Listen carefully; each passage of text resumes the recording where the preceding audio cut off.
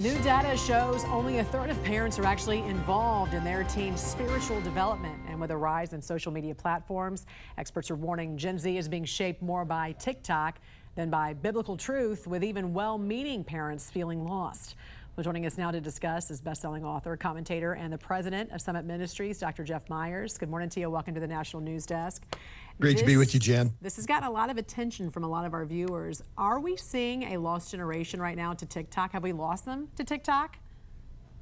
Well, TikTok brings out the worst in a lot of people. It causes them to be addicted to one sort of video they're watching after another, looking at subjects that they don't want to talk to adults about. So it ends up being a divide between parents and their kids, or adult caregivers and their children. So yes, it can be a problem, but there are ways to fix it. That's interesting, because now you're essentially saying our kids are being raised by TikTok, is what it sounds like. I know this question was asked in this study. So what are church-going parents most concerned about with their children? What did you find?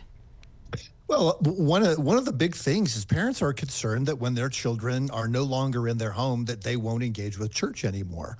And that is a legitimate concern.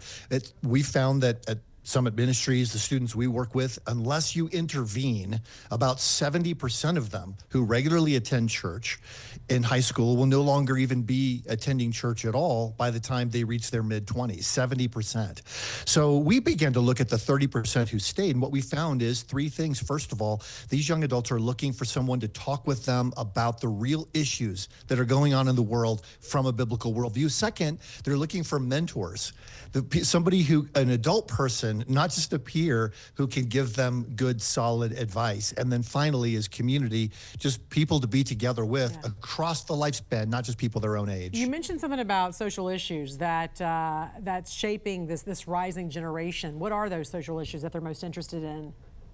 Oh, well, I'll tell you, probably the core one is just the question of identity.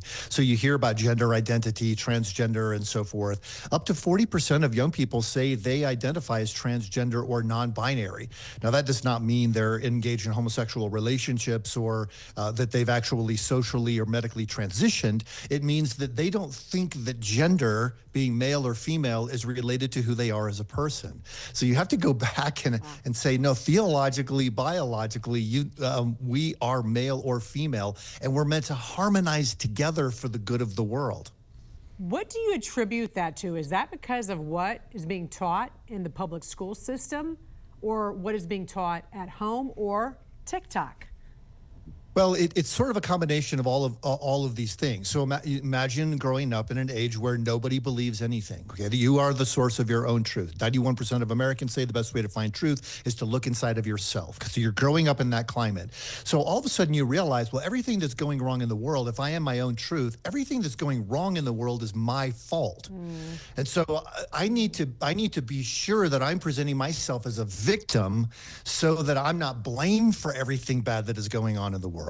And then it begins to spiral. So poor peer relationships are one of the big things, especially with young women. They co-ruminate with one another. You have one who's suffering and she's kind of sad, and then all of a sudden all of the group members are sad. And so it's a process for parents of helping their kids find good, positive peer relationships.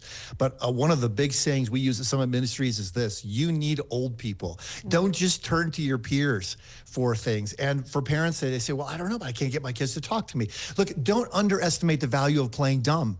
Just ask questions like, can you help me understand? I saw this video and this person is dressed like a girl, but it's a boy. And so can you help me understand what is going on? Or this song is on the radio and I don't understand why people would want to listen to that. Can you help me understand? And if you just do that to engage, especially young adult children, then you find that they're willing to share maybe a little bit more of what is going on in their culture. And that conversation itself helps them gain some stability. Best-selling author, commentator, and the president of Summit Ministries, Dr. Jeff Myers. A pleasure talking to you this morning. Thanks for joining us. Great to visit with you, Jen.